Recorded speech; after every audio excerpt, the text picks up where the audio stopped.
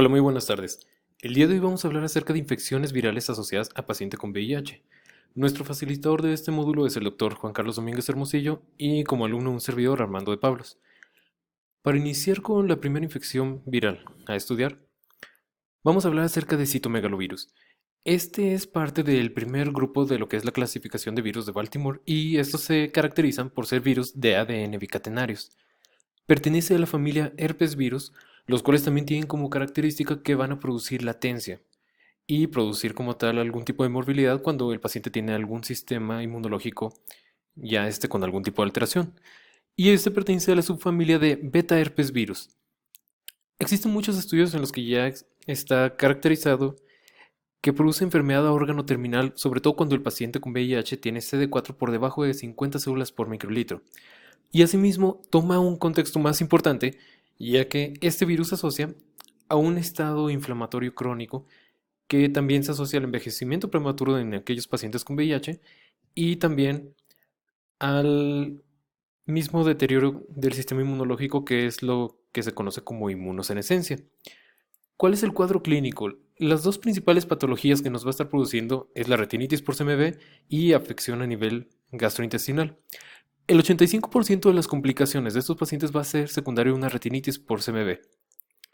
Y el cuadro clínico característico es la disminución de la agudeza visual, sobre todo cuando está afectando a nivel de mácula o de nervio óptico. Y tiene como características histopatológicas que producen necrosis y edema de un espesor completo de la retina. Asimismo, podemos observar en el estudio de fondo de ojo exudados retinianos.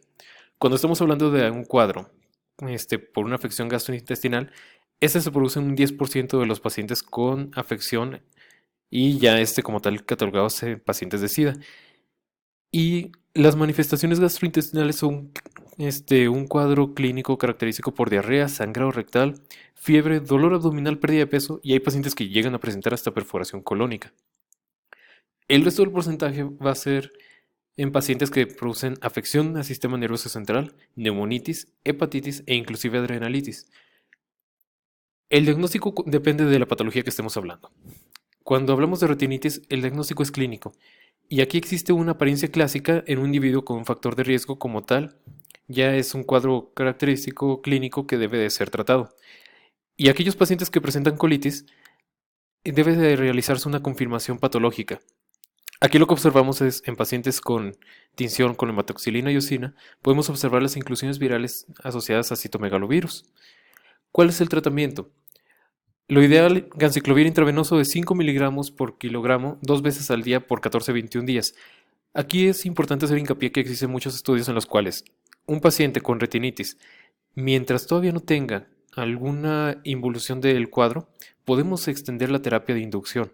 Hasta que existen disminución de las lesiones, ya podemos pasarlo a fase de mantenimiento, por lo tanto pueden llegar a ser más días. Y tenemos otras opciones como es valganciclovir, foscarnet, cidofovir. Asimismo también existen tratamientos intravítreos en los cuales se utiliza valganciclovir, foscarnet y cidofovir. Pasamos al siguiente virus que es el virus de varicela zoster. Pertenece al mismo grupo, a la familia herpes virus y a la subfamilia alfa herpes virus. Y es muy característico de que estos virus, así como mencionamos que producen latencia, puede producir una reactivación, que viene siendo el cuadro de herpes zóster. Y hay una diferencia muy grande en la prevalencia de los pacientes o la reactivación en los pacientes que tienen VIH y aquellos que no tienen VIH. Los pacientes que no tienen VIH llegan a presentar en la vida de un 15 a un 20% este tipo de reactivación. Y es característico que en aquellos pacientes que viven con VIH es hasta 15 veces más este factor de riesgo. El cuadro clínico, si estamos hablando de un cuadro agudo, como lo que es varicela, vamos a observar lesiones características que son de mácula, pápula, vesícula, pústula y costra, los cuales se van a estar observando en diferentes estadios al mismo tiempo. Y en cuanto a cuadro clínico general, es característico con prurito, fiebre, cefalea, astenia y anorexia. Es importante también tener en mente que este paciente puede llegar a presentar una diseminación visceral. Cuando hablamos de herpes zóster, es característica la erupción cutánea dolorosa con diseminación en dermatomos. Los más comunes van a ser a nivel torácico de un 40 a un 50%, seguidos por nervios craneales de un 20 o 25%, posteriormente lumbares y luego sacro. Y este cuadro puede llegar a presentar recurrencia hasta de un 10% de las ocasiones en un año. ¿Cómo se hace el diagnóstico? Generalmente va a ser clínico. Sin embargo, podemos nosotros llegar a documentar la seroconversión si ya teníamos los anticuerpos previos. Se le puede llevar a cabo un cultivo viral, podemos hacer estudio de inmunofluorescencia y reacción en cadena de la polimerasa. Y el tratamiento de este también va a estar dirigido si estamos hablando de varicela. Si es un cuadro no complicado, se utiliza valaciclovir de 1 gramo 3 veces al día o famciclovir 500 miligramos 3 veces al día por 5 o 7 días, con un nivel de evidencia A2. Si no tenemos estos, podemos utilizar aciclovir oral 20 miligramos por kilogramo, sin embargo no debemos de exceder una dosis de 800 miligramos 5 veces al día con un nivel de evidencia que baja a B2. Y cuando hablamos de un cuadro clínico complicado, lo ideal es utilizar aciclovir intravenoso de 5 a 7 días con un nivel de evidencia A3. Ahora, ¿cuál es el tratamiento de un paciente que tiene herpes zóster? Si estamos hablando de un cuadro localizado, se puede utilizar valaciclovir, famciclovir con niveles de evidencia A2 ambos, o aciclovir con un nivel de evidencia B2, todos estos por 5 a 7 días. Pero, si estamos hablando de lesiones extensas con un involucro visceral, existen varios estudios que reportan que se debe utilizar aciclovir intravenoso hasta que exista una mejoría clínica, que puede llegar a ser de 10 a 14 días en otros estudios, y posteriormente se puede llegar inclusive a continuar ya con tratamiento vía oral. Pasamos al siguiente virus, que es el virus de herpes simple. Pertenece como tal al mismo grupo, a la familia herpes virus y a la subfamilia alfavirus. Y es su cuadro clínico característico.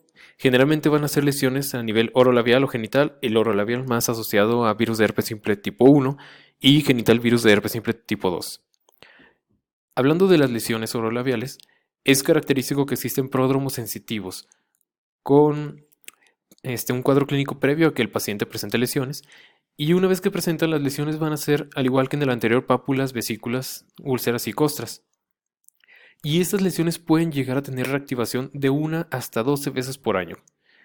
Cuando hablamos de un cuadro clínico genital, aquí vamos a estar viendo también lesiones ulcerosas con pápulas, vesículas, úlceras y costras, pero el cuadro clínico generalmente puede llegar a asociarse disuria, y en pacientes hombres que tienen sexo con hombres es una causa muy importante también de proctitis. ¿Cómo se hace el diagnóstico? Generalmente vamos a tener una clínica sugestiva, sin embargo, distinguir entre algún tipo de virus, la diferencia entre herpes tipo 1 y tipo 2, es bastante difícil. Por lo tanto, en este caso lo que se puede utilizar es PCR o el cultivo viral. Y en cuanto a tratamiento, si estamos hablando de tratamiento orolabial o genital, el tratamiento es con valaciclovir, famciclovir o aciclovir. Todos estos por 5 a 7 días con un nivel de evidencia A3 para orolabial, pero sube a A1 para genital.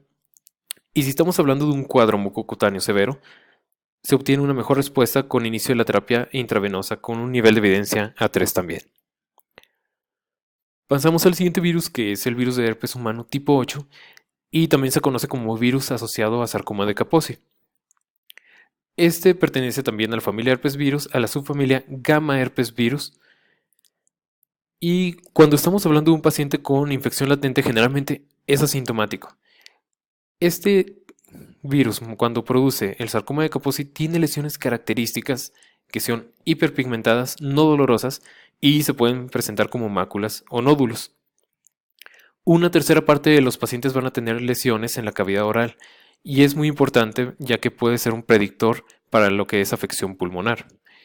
Asimismo, debemos de tener en cuenta que el 50% de los pacientes que presentan sarcoma de Kaposi van a tener un involucro visceral, por lo tanto debemos de dirigirnos para la búsqueda del mismo. ¿Cómo se hace el diagnóstico? Este es histopatológico, sobre todo cuando utilizamos tinciones de inmunohistoquímica con anticuerpos contra el antígeno nuclear asociado a la latencia de este virus, conocido como LANA. Y también se le puede llegar a realizar PCR a nivel tisular. El tratamiento es la combinación de la quimioterapia con el antirretroviral y este tiene un nivel de evidencia A1. Los principales agentes quimioterapéuticos que se utilizan es doxorubicina y paclitaxel. Sin embargo, el primero, la oxorubicina, es el más utilizado ya que tiene menos efectos adversos y es muy importante también que tiene un nivel de evidencia alto el evitar el uso de esteroides en estos pacientes, ya que puede llegar a desarrollar el sarcoma de Kaposi o más que nada diseminarlo. Y bueno, por último vamos a tocar el tema de virus de JC. Caracterizado por producir leucoencefalopatía multifocal progresiva. Pertenece al mismo grupo y es parte de la familia de poliomavirus. Este va a tener un cuadro clínico que puede ser bastante extenso dependiendo del área que esté afectando. Generalmente lo que estamos hablando es a nivel del sistema nervioso central, sin embargo puede afectar a nivel occipital y producirnos semianopsia, a nivel frontal y parietal y producir afasia, hemiparesia o déficit hemisensorial. Asimismo puede alterarnos la marcha si estamos hablando de afección en pedúnculos cerebrales y produce dismetría y ataxia.